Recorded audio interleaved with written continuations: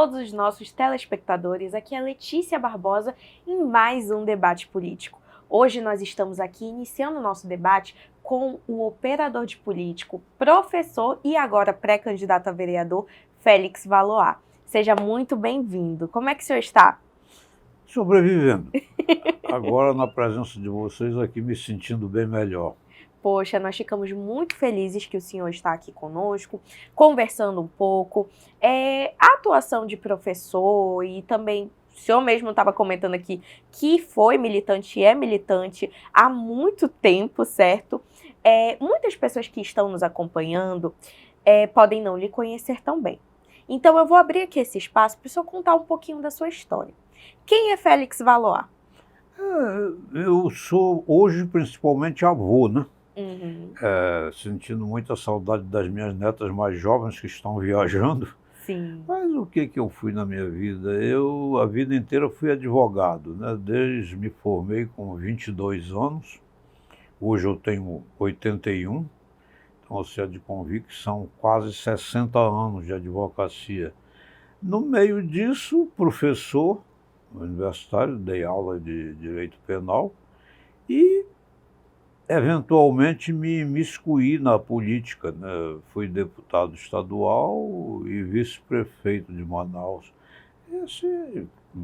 É preciso fixar bem minha orientação política.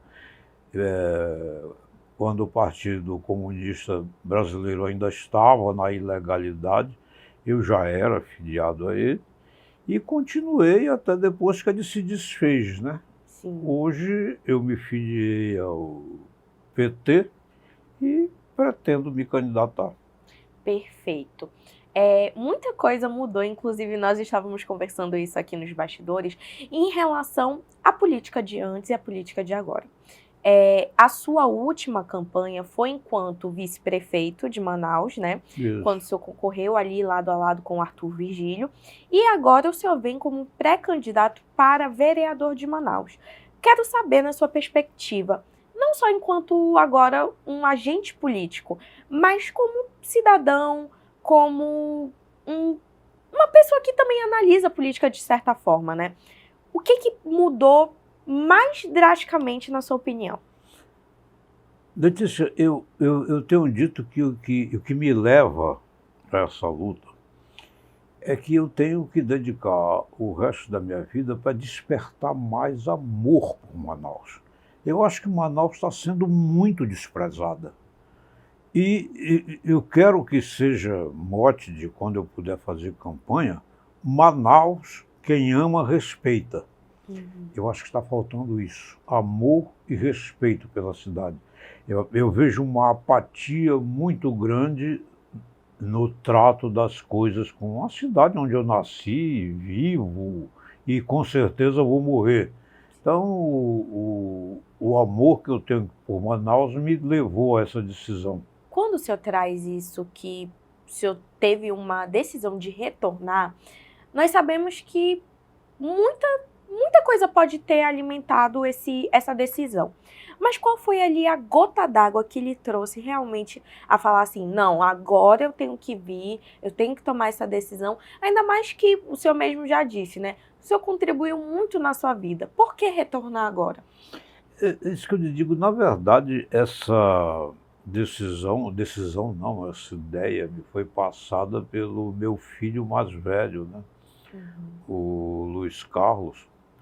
Eu conversava com ele, estávamos em Cuba tomando um morritos, que é a bebida nacional de lá. Ele disse, papai, tu deves te candidatar a vereador porque está horrível o quadro político de Manaus. Te candidata para ver se melhora. Eu digo, meu filho, eu não pretendo ser melhor do que ninguém, mas se eu puder contribuir com a minha cidade, claro que eu estou à disposição. Pois veio daí, né? Entendi. Olha, o senhor colocou mais ou menos como é que foi a sua tomada de decisão para vir. Nós já entendemos um pouco quem é Félix Valois, qual foi a sua tomada de decisão. E agora eu quero perguntar para o senhor, como é que o senhor está vendo aí o nosso atual cenário? Nós estamos vendo que com a legislação eleitoral houve uma grande mudança. temos agora os pré-candidatos, que são pessoas ali que estão com ideais, mas ainda não são candidatos oficialmente.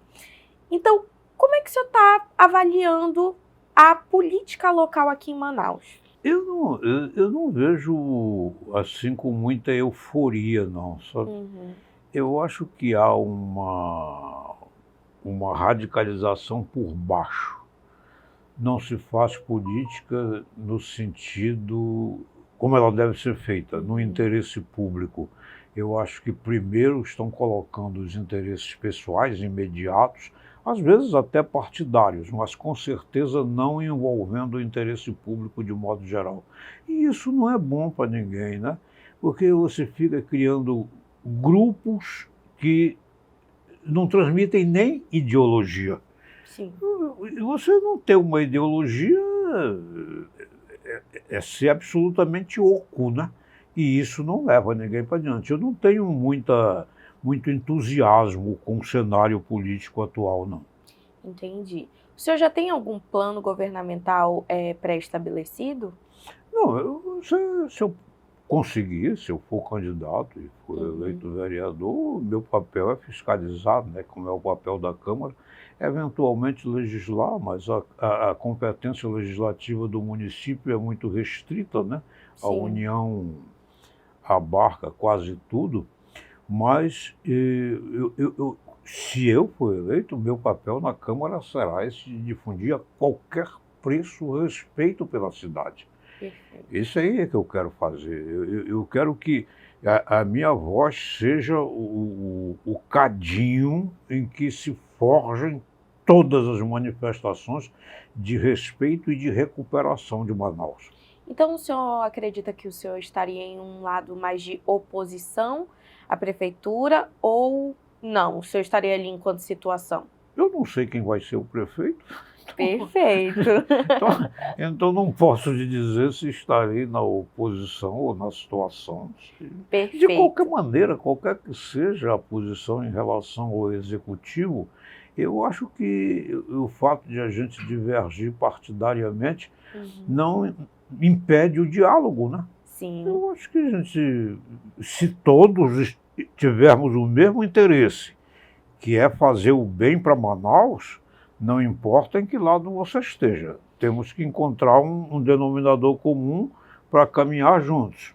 Manaus, inclusive, vem sendo considerada, principalmente nas pesquisas que vêm sendo realizadas eleitorais, uma capital considerada bolsonarista. Como isso, de certa forma, é entendido pelo senhor? O senhor acredita que essa tendência para uma direita mais considerada extremista pode interferir na votação ou não? Interferir, interfere. Você me pergunta como é que eu vejo isso, eu vejo com muita tristeza, né? Porque eu lhe confesso que eu fico abismado de ver como é que ainda há fanáticos cultivando a ideia de tornar mito uma pessoa que fez tão mal para o Brasil, uma pessoa que fez tão mal à população brasileira. Eu confesso que, para mim, isso não é um assunto nem de política, é assunto de psiquiatria. Eu não consigo entender como é que uma pessoa pode ainda endeusar alguém que matou 700 mil brasileiros, que tratou o Estado, que ficava, no meu tempo de criança, dizia mangando, né? Ele mangava das pessoas com falta de ar. E uma pessoa dessa ainda tem um grande círculo de adeptos. Isso eu vejo com muita tristeza. Perfeito. Agora que nós estamos entendendo um pouco mais, qual a sua visão sobre os principais acontecimentos que vêm sendo realizados, tanto do aspecto social, político, da sociedade como um todo? Nós também não podemos deixar de falar das suas relações e de certa forma, laços políticos, né? Na última eleição que o senhor esteve concorrendo foi enquanto vice do ex-prefeito Arthur Vigílio. Ele novamente depois veio para a reeleição. E eu queria saber, ainda existe alguma relação entre vocês, uma boa comunicação? Você acredita que ele vai estar lhe apoiando nessa eleição? Não, eu acho que não, porque o Arthur me visitou quando eu estive hospitalizado recentemente, mas a notícia que eu tenho dele, a última vez que eu vi foi ele no palanque do Bolsonaro, no Rio de Janeiro. É evidente que quem está com o Bolsonaro eu quero longe de mim. Certo que se tiver um momento de lucidez e quiser votar em mim, eu aceito. Mas eu acho que a pergunta específica, não, eu acho que ele não vai de jeito nenhum me apoiar, não. E agora falando um pouco de Félix Valois com a juventude. Nós não podemos deixar de falar que houve uma grande mudança no cenário político como um todo, né, nos últimos anos. O senhor acredita aí que possa existir alguma relação muito próxima do senhor com a juventude? Olha, eu estou afastado da sala de aula, né? Dei aula por mais de 30 anos, mas eu sempre me alimentei da juventude, né? Na verdade, eu acho que eu não transmitia conhecimento, eu trocava conhecimentos com a juventude, né? Então, dos meus alunos, eu sempre abria a minha casa para eles irem lá tirar dúvidas quando tiver. Devia haver muitas, até eu tenho dúvidas, né, da matéria que dava aula, imagina eles.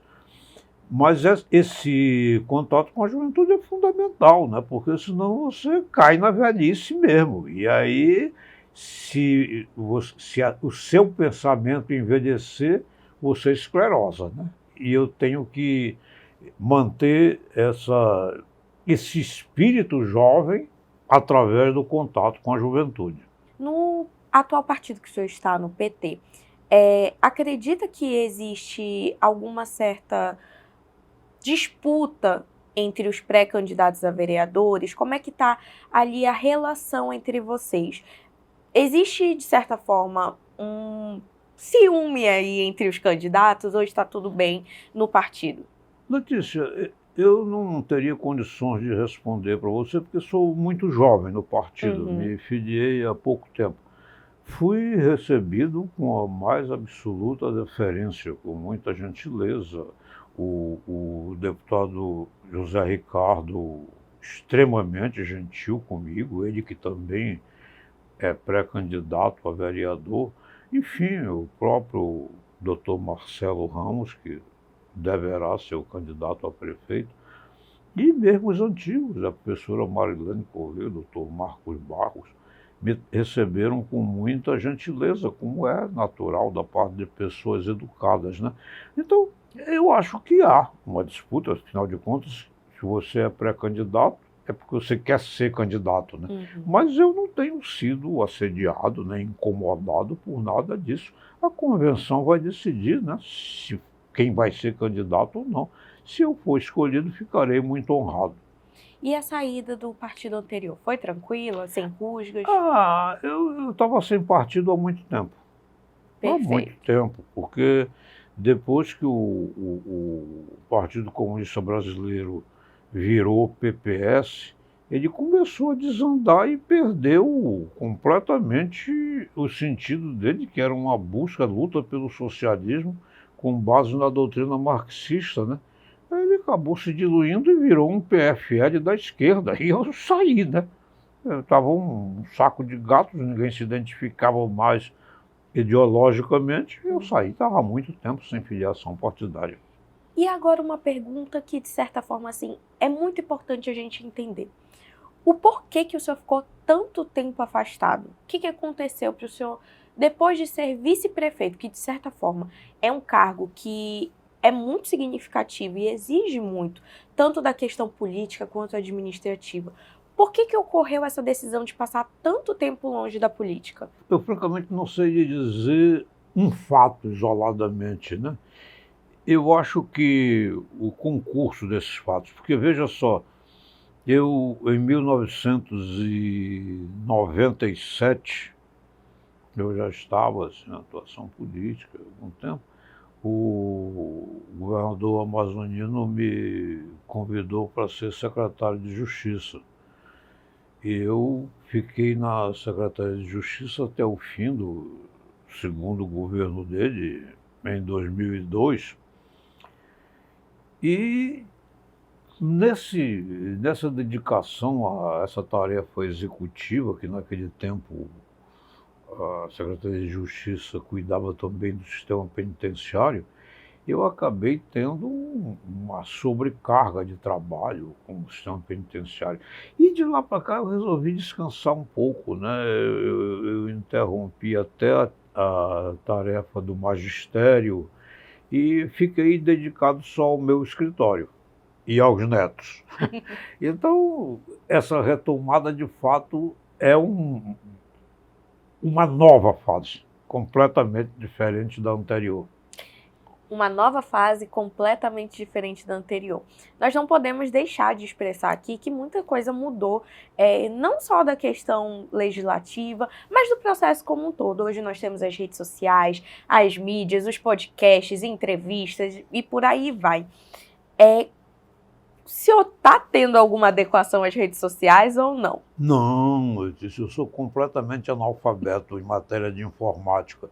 Quem cuida disso para mim é a minha mulher, que é mais dedicada, e um colega seu, jornalista, o Valentim, tem me ajudado muito nisso. E os meus amigos, de modo geral, que se dedicam a isso. Eu, quando muito, sei digitar meus textos no computador, né? Isso eu faço, mas passar daí já é demais. Já é demais. As minhas netas mexem no meu telefone melhor do que eu, né? Entendi, perfeito. Olha, agora está chegando um dos quadros favoritos aqui do nosso programa do Debate Político, que é o nosso jogo das cartas. Agora nós vamos adentrar ao momento que o senhor vai dar aí a sua opinião sobre o que o senhor vai achando aí dos candidatos, pré-candidatos ou também aqui de personalidades políticas que vão estar dentre essas cartas, hein? Vou misturar aqui para o senhor. E aí o senhor pode escolher.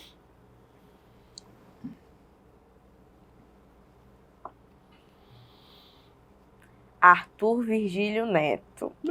Em razão da adesão dele ao Bolsonaro, dou-lhe nota 2. Dou-lhe nota 2. Como é que foi para o senhor se tornar vice-prefeito numa chapa com ele? Vocês tinham uma relação próxima? Sim. Como é que foi esse processo? Nós fomos candidatos, Primeira vez eu fui candidato ao Senado de deputado federal, nenhum de nós dois se elegeu.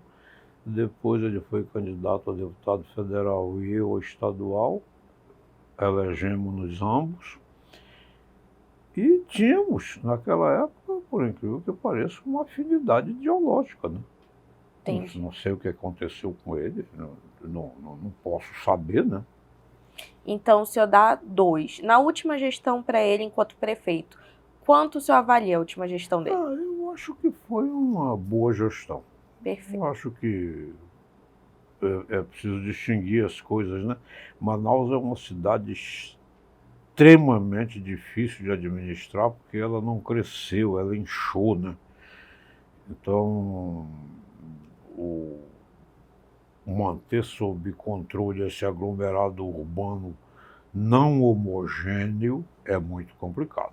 Bom, aqui eu dou a ele essa nota. Enquanto agente político, o senhor falou agora que Manaus não cresceu, inchou. Qual é a maior problemática que o senhor vê em Manaus hoje? São tantas, Letícia, que é difícil priorizar uma.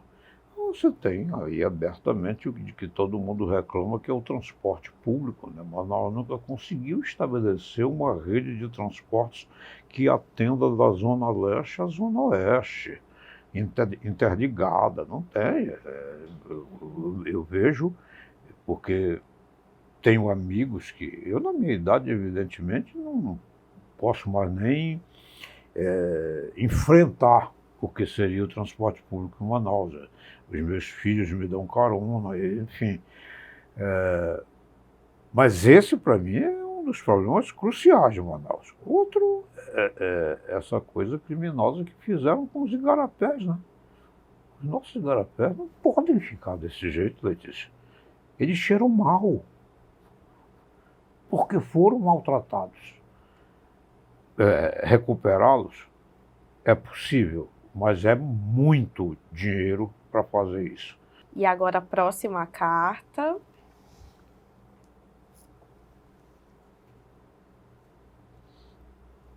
Quem o senhor tirou? O senhor precisa colocar aqui ao seu lado. Aqui. Isso, Alberto Neto. Alberto Neto é pré-candidato a prefeito de Manaus e deputado federal. O senhor acompanha o trabalho dele? Não, nem eu conheço. Não conhece? Eu tenho a mínima ideia de quem seja esse senhor. Perfeito. Portanto, não tenho condições de dar nota para ele. Sem problema. Agora vamos para a próxima.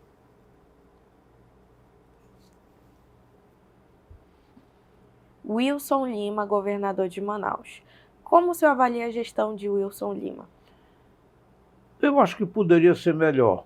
Também não tenho a honra de conhecer o governador, só conheço de televisão e jornal, mas acho que poderia ter sido melhor. Não vejo nada significativamente negativo, não, mas acho que poderia ser melhor.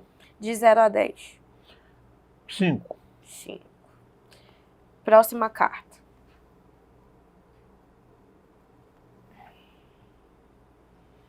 Roberto Cidade. Pré-candidato a Prefeito. prefeito e também presidente da Aliança. Eu conheço, quer dizer, pessoalmente também não conheço o doutor Roberto Cidade, sei que ele é presidente da Assembleia Legislativa, mas não tenho condição de avaliar o trabalho dele, porque não sei o que ele faz. Entendi. Vamos lá, mais uma carta. Amon Mandel. Amon Mandel é deputado federal e também pré-candidato a prefeito de Manaus. Você acompanha o trabalho dele? Não, eu conheço o Amon, quer dizer, já ouvi, porque ele é neto de um querido amigo meu, que é o desembargador Chalub, né? Uhum. Então, eu conheço de menino. Sim.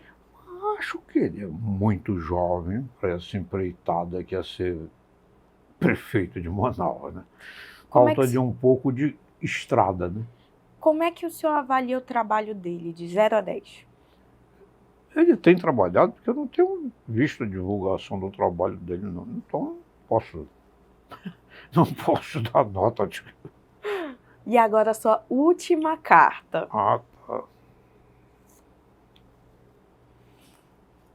Senador Omar Aziz. Omar Aziz, o senador tem... Eu acho que tem feito um trabalho muito bom. Tem sido o maior destaque da bancada amazonense no Senado, né? E acho que tem representado bem o Amazonas. Estava carente disso, né?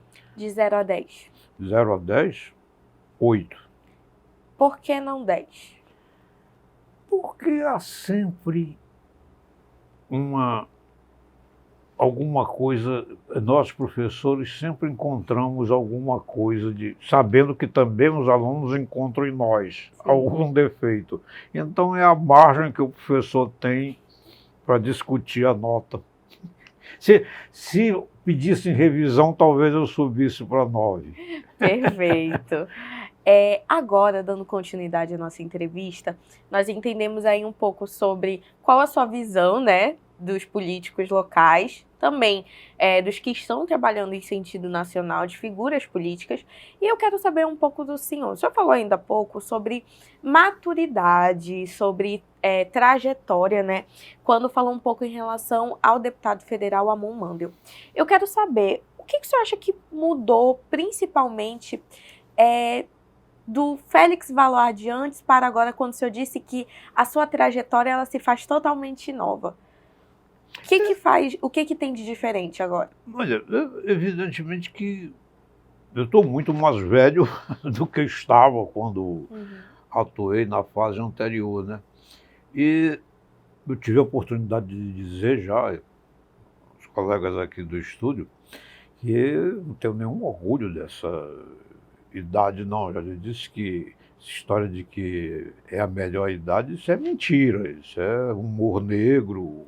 Não tem nada que preste na velhice.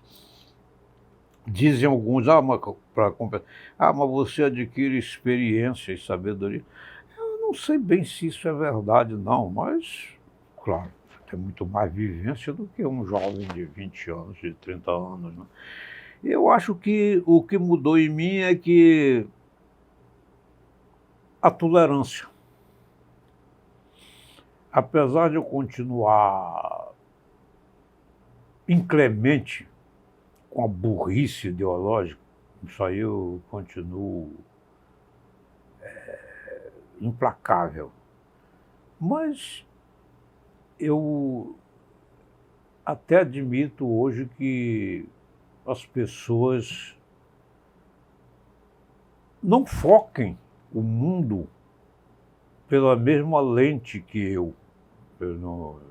Hoje fica mais evidente do que nunca que é impossível alguém se pretender dono da verdade. Eu nunca me pretendi, mas hoje muito mais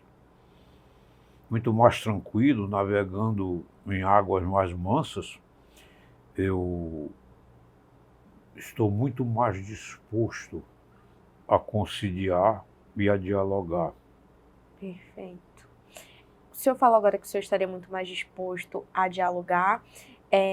Isso se encaixa, de certa forma, na nossa próxima pergunta, que foi inclusive dos nossos telespectadores, que é em relação a uma grande polêmica que se deu aqui na cidade de Manaus, que foi sobre o empréstimo. Não sei se o senhor acompanhou um pouco essa situação, que estava tendo uma batalha entre a Prefeitura de Manaus e a Câmara Municipal em relação a um empréstimo de 580 milhões de reais. Vou até dar uma olhadinha aqui se é esse o valor mesmo. Exato, 580 milhões de reais. E questionaram se o seu posicionamento seria a favor ou contra. Olha, eu suponho que essa ideia do empréstimo tenha partido do Poder Executivo, né? Sim. Que há de ter solicitado a autorização da Câmara Municipal. Eu precisaria de ver detalhadamente qual é o projeto de aplicação desses 580 milhões de reais, né? Que é muito dinheiro para endividar o município, né? Então você tem que saber, eu não conheço, evidentemente não posso conhecer, porque não estou na Câmara, então não sei em que o prefeito pretende aplicar tanto dinheiro, né? Se for numa obra estrutural, de interesse vital para a cidade, acho que se o orçamento permitir, que se aprove. Mas se não for relevante, francamente, há de reprovar, né? O senhor está se colocando para um cargo de pré-candidato, o senhor está se colocando a um cargo de vereança, na verdade, enquanto pré-candidato a vereador de Manaus. Não posso deixar de lhe perguntar aqui, em relação ao prefeito de Manaus, Davi Almeida, como o senhor avalia a gestão dele? Acho que também poderia ter sido melhor, né? Fez algumas coisas mais de superestrutura, o Mirante, que é a última realização dele, mas no fundo, infelizmente, Manaus está abandonada. Não é muito lixo na cidade. De 0 a 10. 4. 4. Qual o senhor acredita que tenha sido o ponto, na sua opinião, para ter tido uma nota baixa, né, significativamente? Qual teria sido o pior ponto na gestão dele? São vários, né? Mas, eu lhe digo, não avançou em nada. Por exemplo, naquilo que nós tratamos ainda há pouco, no transporte público. Não avançou em nada, absolutamente nada. É preciso encontrar uma ideia inovadora. Já tentaram aqui monotrilho, metrô não, ainda não tentaram. Mas tem que pensar em alguma coisa para melhorar o transporte público. E ninguém pensou nisso, o prefeito atual também não pensou. E em matéria de limpeza da cidade, deixa muito a desejar. Você encontra lixões esporádicos ao longo das várias ruas da cidade e isso não é bom, né? Agora nós entendemos um pouco mais sobre qual é as suas últimas opiniões em relação aos últimos acontecimentos da cidade de Manaus. Não podemos deixar de falar também aqui sobre uma situação que foi uma adesão ao longo do tempo. Hoje em dia, a maioria dos políticos, quando entram aí para o pleito, eles entram com uma bandeira de luta. Alguns hoje em dia estão em relação à saúde, à educação, à segurança. O senhor tem alguma bandeira fincada ou não? Eu acho que tudo que for de interesse público é obrigação de quem está na política se interessar por ele. Mas se eu tiver que criar alguma bandeira, é Manaus, ame e respeite. Isso seria um lema dentro de todos os interesses públicos. Doutor Félix Valois, com quantos anos o senhor está agora? 81, completados em março. Completados em março. Qual é o seu signo? Só pra gente saber aqui. Tenho uma mínima ideia. O senhor não sabe, não acompanha? Não. Olha, já vai ficar aqui. Qual é o dia do seu aniversário? 21 de março. Nossos telespectadores já vão ter que descobrir o seu signo. Mas por que eu fiz essa pergunta? O senhor, de certa forma, já tem uma idade avançada, criou aí, como eu lhe falei aqui nos bastidores, um burburinho quando veio, né, para esse pleito, ainda mais pela sua grande e relevante história, principalmente no direito, enquanto operador do direito. Mas eu quero saber, quais serão aí as suas estratégias políticas para dar seguimento, né, na sua campanha? O senhor acredita que está na sua melhor forma para seguir uma campanha? Veja bem, a última vez que eu fiz campanha, era completamente diferente. Ainda havia comício naquela época. Você imagina, hoje em dia comício é uma coisa pré-histórica, né? Ninguém faz mais comício. Pelo que eu tenho ouvido e percebido, tudo são as redes sociais. Eu não sei, francamente, estou há tanto tempo fora disso e não é meu ramo do direito, esse direito eleitoral, não sei de que tipo de recurso eu vou poder dispor oficialmente, né? Há de o partido ter dinheiro para, sei lá, distribuir entre seus candidatos, né? Eu até agora não tenho nada. Dinheiro mesmo é que eu não tenho, né? Eu fui um advogado que cheguei até aqui sem fazer fortuna, não tenho nada na vida, só uma casa. Então não há de ser com o meu dinheiro que eu vou fazer campanha, porque eu não tenho. Pronto. Mas nas redes sociais parece-me que é menos dispendioso, né? Claro que você tem que pagar profissionais que entendam disso, já que eu não entendo, né? É o que eu sempre digo, eu nunca discuto o preço do serviço do pedreiro que trabalha para mim, porque eu não sei fazer o que ele faz. Na minha profissão eu também sempre digo, olha, você não sabe impetrar um habeas corpus, eu sei. Então, né? Eu deveria cobrar sim, mas nunca fiz isso, não. Mas é isso, Letícia. Eu espero a ajuda dos amigos para me botarem nessas tais de redes sociais que eu nem sei quais são, né? São tantas, eu ouço falar de YouTube, Instagram, Facebook, né? Facebook. Imagina, eu fico completamente perdido nisso, Mas o senhor se considera um homem assim flexível para aderir às novas tendências? Pois sim, sem dúvida. Veja só, eu tenho até experiência disso, porque, olha só, quando eu me formei em 1965. Não havia nem máquina elétrica. Era máquina de escrever pé duro mesmo. Depois veio a máquina elétrica. E aí, minha amiga, veio a onda digital. Eu fui apanhado no meio da minha profissão por uma coisa de que eu não tinha a mínima ideia do que era. Hoje eu consigo escrever no Word, né, que é o editor de texto universal, eu consigo escrever. Me adaptei a isso.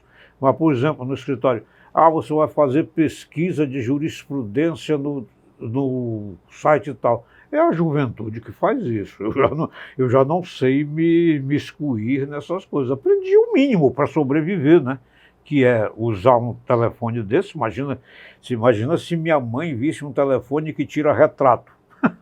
Para ela isso ia ser feitiçaria, né? Causar uma estranheza, né? Eu fui apanhado no meio de tudo isso. Então, aprendi o mínimo, usar essa chatice, que é telefone celular, que é uma chatice, e usar o computador também para o mínimo, que é a edição de texto.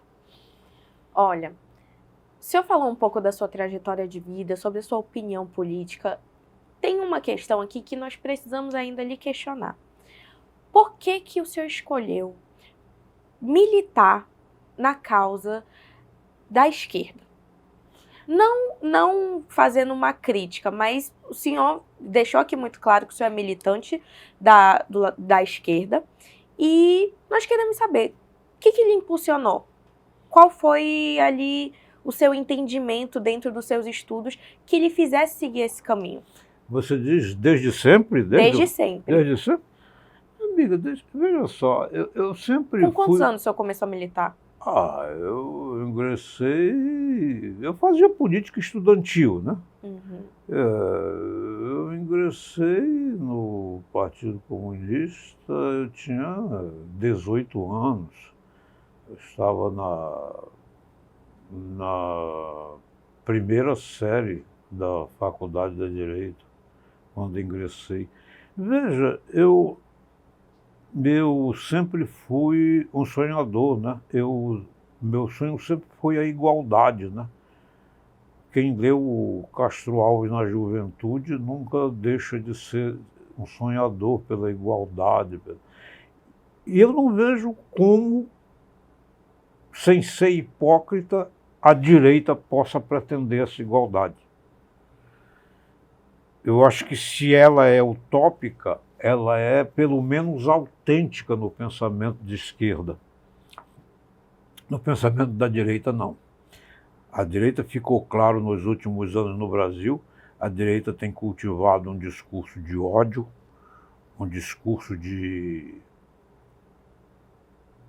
inconciliabilidade com as outras tendências, e isso não é bom. Eu nunca tive nenhum motivo para me afastar do meu sonho de igualdade, e esse sonho de igualdade eu só pude cultivar na esquerda. O senhor também é autor de alguns livros, nós acompanhamos aqui, eu tive a oportunidade de ler algum deles, e o último que eu tive acesso foi o livro que eu li, inclusive, é um livro de crônicas, né, para além dos textos. Sim.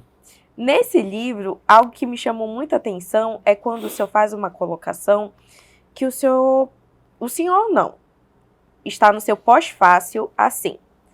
Ele fala de direito, de política, de história e de muito mais.